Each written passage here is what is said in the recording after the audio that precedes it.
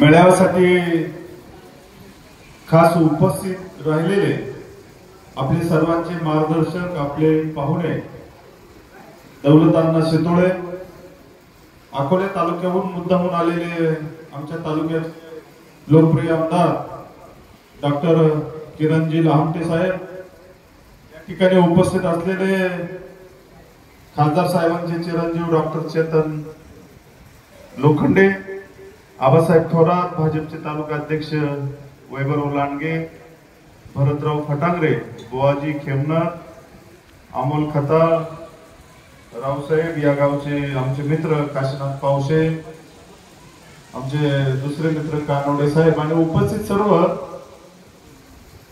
महिला बंधू आणि भगिनी, खरं तर या खंडोबाच्या प्रांगणात आपण एकत्र आलोय.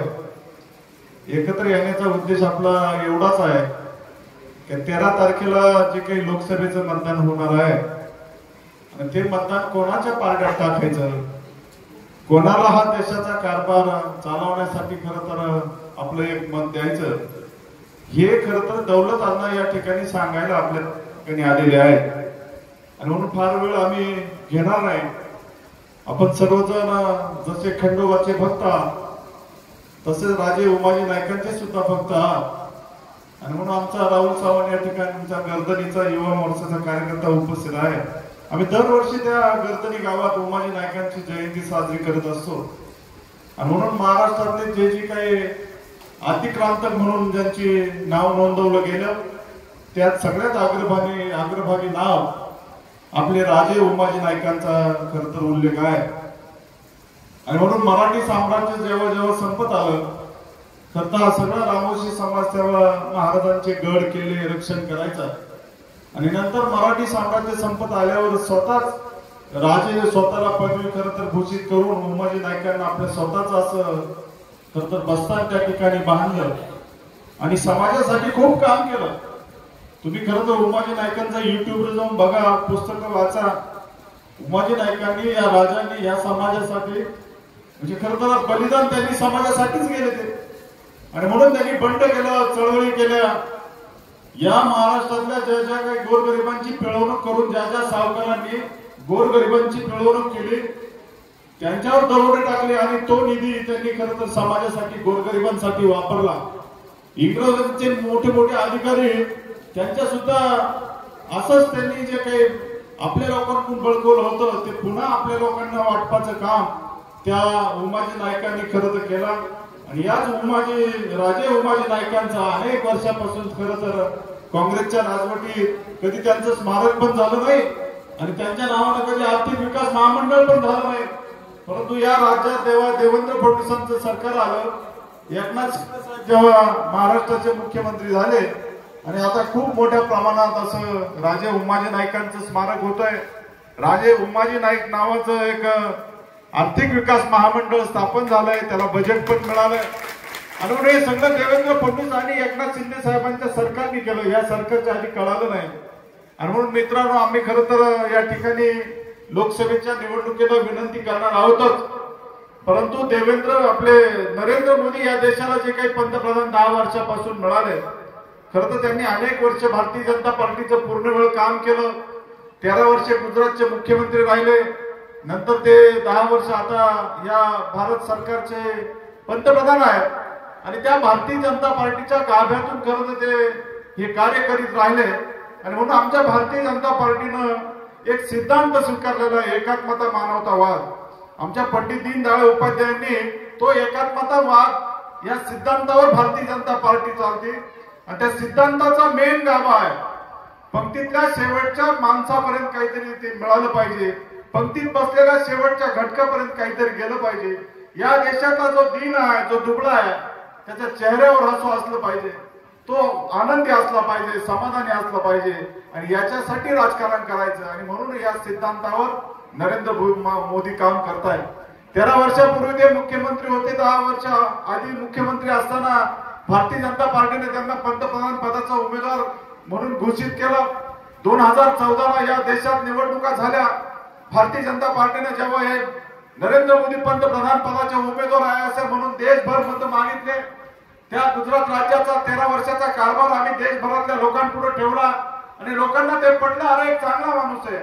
आणि 2014ला नरेंद्र मोदींच्या ताब्यात या ठिकाणी हा देश दिला. तुम्ही आम्ही टीव्हीवर तेव्हा सगळं पाहिलं. 10 वर्षापूर्वी नरेंद्र मोदी कधी त्याच्या आधी लोकसभेत गेले नाही, ते कधी खासदार नव्हते आणि सहज एक नागरिक म्हणून त्यांनी ती लोकसभा कधी पाहिली नव्हती. जेव्हा ते खासदार झाले, जेव्हा बहुमत झालं, जेव्हा पंतप्रधान शपथ घ्यायची, तेव्हा त्या संसदेत खरंच नरेंद्र मोदी गेले. तुम्ही आम्ही टीव्हीवर पाहिलं असेल, पहिला या देशातला असा पंतप्रधान मिळाला का त्या संसदेत जाताना त्या पायऱ्यांचे नतमस्तक झाले. आणि म्हणून ही संसद ही सार्वभौम अशी संसद आहे. ही संसद म्हणजे या देशातल्या गोरगरिबांची देशसेवा करण्याचं पवित्र मंदिर आहे आणि त्याच्या पायऱ्यांचं नतमस्तक घेऊन त्यांनी त्या ठिकाणी आतमध्ये प्रवेश केला. प्रवेश करताना त्यांनी जेव्हा पंतप्रधान पदाची शपथ घेतली, पहिल्या भाषणात त्यांनी सांगितलं, हे सरकार माझं गोरगरिबांसाठी समर्पित असेल, हे सरकार माझं शेतकरी शेतमजुरांसाठी समर्पित असेल. आणि तेव्हा पहिल्या भाषणात त्यांनी सांगितलं, मला जशी गीता ग्रंथ प्रिय आहे, मला जसा रामायण ग्रंथ प्रिय आहे, तशीच मला या देशाचे संविधान तेवढंच प्रिय आहे. आणि म्हणून त्यांनी तेव्हा सांगितलं, या देशातलं आदिवासींचं आरक्षण असेल, या देशातलं दलितांचं आरक्षण असेल, या देशातलं ओबीसीचं आरक्षण असेल, याला कुणीही धक्का लावू शकत नाही. आणि म्हणून त्याचं जतन करण्याचं काम ते आज सगळ्यात करतायत.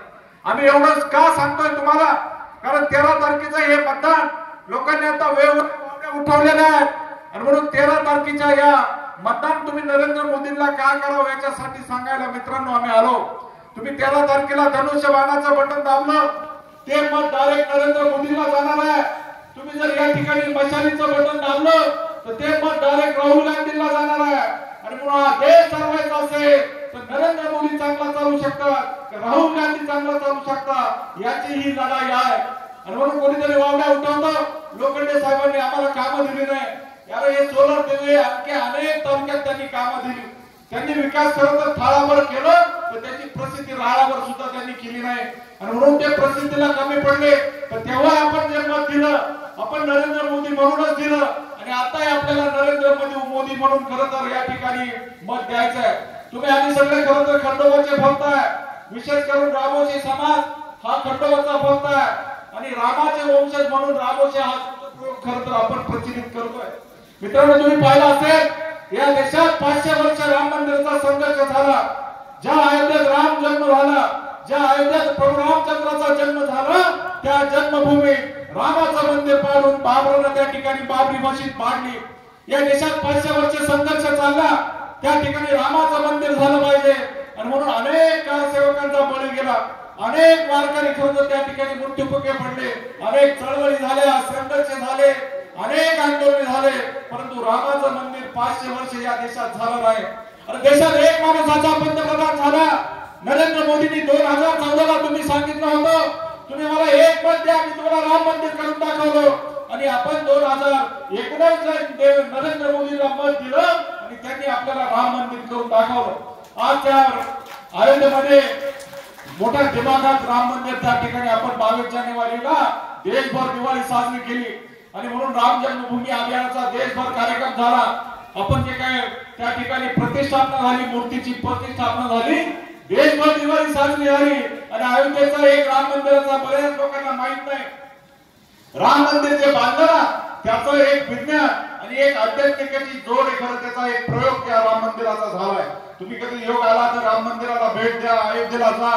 आता मागच्या महिन्यात रामनवमी झाली, त्या ठिकाणी विज्ञानाचा आणि आध्यात्मिकाचा असा प्रयोग आहे की त्या राम मंदिरात फक्त रामनवमीच्या दिवशी एक 5 मिनिटासाठी सूर्याचे डायरेक्ट किरण रामलल्लाच्या तिलकावर सूर्याचे किरण पडले जातात. आणि या सूर्यकिरणाचा तिलक प्रभू रामचंद्राच्या या मस्तकावर दिसतो. आणि हा एरवी कधी दिसणार नाही, हा फक्त रामनवमीलाच दिसेल, इतर वेळेस कधी तो दिसणार नाही. इतकं विज्ञानाची आणि इतकी या आध्यात्मिकाची सांगड त्या राम मंदिरासाठी घातली.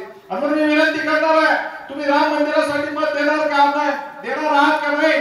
या देशात या भारताचा दबदबा जगात वाढवला, या भारताचं हे नाव उज्ज्वल जगभर नरेंद्र मोदींनी केलं, त्यांना तुम्ही मत देणार आहात का नाही? राहिला प्रश्न शेतकऱ्यांबद्दल जरा रूस टॉकिंग केली जाते, हे सरकार शेतकरी विरोधी. अरे या देशातल्या शेतकऱ्यांनी कधी मनोमन स्वप्न तरी पाहिलं का या देशातल्या शेतकऱ्यांना पेन्शन मिळत? आज 72,000 कोटी रुपये वर्षाला या शेतकऱ्याला पेन्शन मिळते. त्याला कुठे अर्ज करावा लागत नाही, त्याला कुठे फोटो काढायला जावं लागत नाही, त्याला कुठेही तिथं अर्ज लपड्या काही चपड्या करावं लागत नाही, कोणत्याही पुढाऱ्याला शिफारस करायला लागत नाही, कोणत्याही सरपंचाला त्याला भेटावं लागत नाही. ज्याच्या नावावर उतरला त्या शेतकऱ्याला डायरेक्ट एका क्लिकवर ते पैसे पेन्शनचे येतात. आणि ही क्रांती माननीय नरेंद्र मोदींनी घेतली. आपला गोरगरीब इथं बसेल असेल आणि एखादा आपल्या घरातलं माणूस जर आजारी पडलं, त्याला संगमनेर सारख्या शहरात हॉस्पिटलला नेलं, त्याला 10-20 हजार रुपये लागले तरी त्या कुटुंबाची वणवण होती. त्याला कोणाकडे तरी उसने पैसे पाहावं लागतात, कुठेतरी किडून माणूस आपलं काळातलं सोनं नाणं गहाण ठेवावं लागतं आणि मग त्या दवाखान्यातून पेशंट सोडावं लागतं. अरे नरेंद्र मोदींनी पाहिलं, या गरिबांसाठी आयुष्यमान भारत योजना काढली. 5 लाखापर्यंत या देशाच्या प्रत्येक गरिबाला मोफत इलाज केला जाईल अशी योजना नरेंद्र मोदींनी काढली. इथून मागे कधी झालं का? तुम्ही बघा, कोरोनाच्या काळात या देशात कोरोनाने हाहाकार माजवला. घरातला माणूस मृत्युमुखी पडायचा, बाप मुलाच्या मौतीला जात नव्हता, मुलगा बापाच्या मौतीला जात नव्हता, घरातली सख्खी बायको जर ऍडमिट असली तिला भेटायला सुद्धा त्या काळात जाता येत नसायचं. इतका वाईट काळ त्या कोरोनाचा गेला आणि या कोरोनातून या भारताला जगवण्याचं काम नरेंद्र मोदींनी केलं. तुम्ही आम्ही सगळे इथं बसलेलो आहोत. आपण प्रत्येकाने 3-3 लसी घेतल्या. ती जर खासगी लस जर विकत घ्यायची ठरली असती तर किती पैसे लागले असते? या भारत देशातल्या प्रत्येक नागरिकाला मोफत लस दिली. नुसतं देशालाच नाही, जगात लस पुरवली. हा देश कोरोनाच्या संकटातून वाचवला. मी जाता जाता त्या युक्रेन आणि रशियाचं उदाहरण तुम्हाला दिलं माझ्या भाषण संपवणारा मित्रांनो. भारताचा दबदबा जगात कसा वाढला?